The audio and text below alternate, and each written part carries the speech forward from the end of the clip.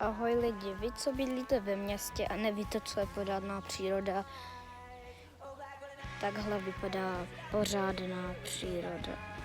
Úplně krása, jo, lesík.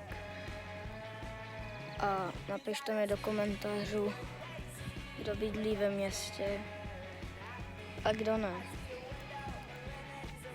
A tady je to fakt krásný.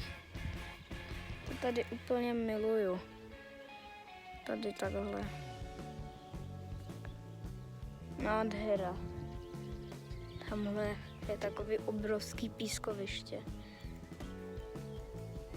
Ale je až za tím lesem, takže tam dneska nepůjdu. Ale je to tady krásný. Dejte like a odběr a fakt přestěhujte se do vesnice. Čau, dejte like.